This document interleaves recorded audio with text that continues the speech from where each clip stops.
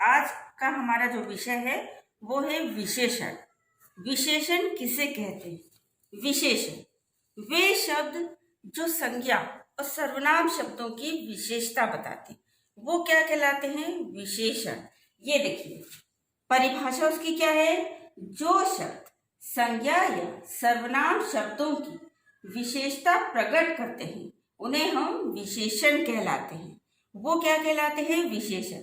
जैसे कि लाल गुलाब, गुलाब की क्या विशेषता है? कि वो लाल है। वो क्या बता रहा है आपको? लाल। उसकी विशेषता बता रहा है कि लाल। अब हम पढ़ेंगे कि विशेषण कितने प्रकार के होते हैं। तो विशेषण कितने प्रकार के होते हैं? विशेषण 4 प्रकार के होते हैं। विशेषण 4 प्रकार के होते हैं। कौन कौन से होते हैं? गुणवाचक, संख्यावाचक, परिमाणवाचक और सर्वनामिक वाचक। मतलब विशेषण वो होते हैं जो संज्ञा और सर्वनाम शब्दों की विशेषता बताते हैं। अब ये विशेषण कितने प्रकार के होते हैं? ये विशेषण होते हैं 4 प्रकार के। जैसे कि हमको इनके नाम से पता चल रहा है। गुण, किसी के भी गुण की विशेषता बताना, किसी के गुण के दोष बताना, है ना? गुण दोष बताना। जैसे कि वो लंबा लड़का है, वो काला लड़का है, वो मोटी लड़की है, ये हमको क्या बता रहा है? उसके गुण दोष बता रहा है।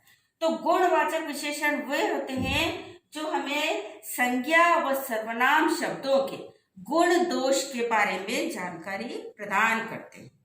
क्लियर है सबको? गुणवाचक। अब हम पढ़ेंगे संख्यावाचक विशेषण। तो संख्यावाचक विशेषण जैसे नाम से आपको पता चल रहा है, संख्या का मतलब क्या होता है? नंबर्स 1 2 3 ये संख्या होती है ना? हम बोलते हैं ना नंबर्स। संख्यावाचक। तो संख्यावाचक विशेषण जैसे कि इसके नाम से हमें पता चल रहा है, ये हमें क्या बताते हैं? संख्या बताते हैं। संज्ञा और सर्वनाम शब्दों की संख्या का बोध कराने वाले शब्दों को हम संख्यावाचक विशेषण कहते हैं। अब देखिए संख्यावाचक विशेषण भी जो 2 प्रकार के होते हैं। एक वो होता है अनिश्चित और दूसरा होता है निश्चित। अनिश्चित आपको मैंने बताया, अनिश्चित का मतलब होता है हमें नहीं पता, है ना? अनिश्चित का मतलब होता है नहीं पता, और निश्चित मतलब पक्का पता है। 4 लड़के खेल रहे हैं, मतलब संख्या के बारे में हमें पता निश्चित कि वहां पर 4 लड़के खेल रहे हैं, ठीक है? और अनिश्चित मतलब हमें नहीं पता कितने हैं वो संख्या में।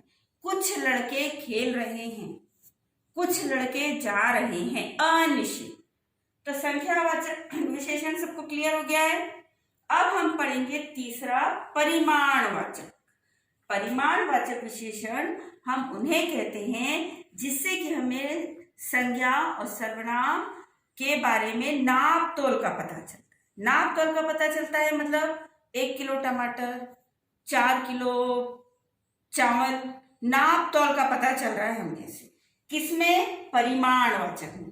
परिमाणवाचक विशेषण वे होते हैं जिसमें हमें संज्ञा और सर्वनाम की क्या माप का पता चलता है। जैसे 2 किलो चावल ले आओ, 2 मीटर कपड़ा दे दो, 4 लीटर दूध दे दो। परिमाण। अब हम देखेंगे, जैसे हमने देखा संख्यावाचक जो विशेषण है ये भी 2 प्रकार के होते हैं, उसी प्रकार से परिमाणवाचक विशेषण ये भी कितने प्रकार के होते हैं? 2। एक निश्चित और एक अनिश्चित। निश्चित का मतलब मैंने आपको क्या बताया कि हमें पता है निश्चित, ये मेरी किताब है, मुझे पता है निश्चित है। फिर हम पूछते हैं अनिश्चित में ये किताब किसकी है? हमें नहीं पता। उसी प्रकार से परिमाणवाचक जो विशेषण होते हैं उसमें हम बोलते हैं अनिश्चित वाचक में कि हमें नहीं पता है कि क्या, कि दूध में कुछ चीनी डाल दो, कुछ शक्कर डाल दो। अनिश्चित, कुछ डालना है, हमको नहीं पता है कितनी डालना है, ठीक है? बाजार से कुछ केले ले आओ, लेकिन हमें नहीं पता है उसकी मात्रा कि कितने लाना है। तो ये हुआ अनिश्चित परिमाणवाचक। अब सेकेंड, इसका फर्स्ट था निश्चित। निश्चित का मतलब क्या होता है? हमें पक्का पता है 2 किलो टमाटर, बाजार से हमें कितने टमाटर लाना है? 2 किलो। तो परिमाणवाचक के जो प्रकार है 2, निश्चित और अनिश्चित, ये भी सबको क्लियर हो गए। नाउ फोर्थ वाला है हमारा सर्वनामिक विशेषण। सर्वनामिक विशेषण में क्या होता है? सर्वनामिक विशेषण वे विशेषण कहलाते हैं जो कि हमें संज्ञा या सर्वनाम और संज्ञा के पहले प्रयोग किए जाते हैं। जैसे कि यह जूता फट गया है, यह पुस्तक से व्याकरण सीख ली। सर्वनामिक विशेषण। सबको समझ में आ गया विशेषण क्या होते हैं? Thank you.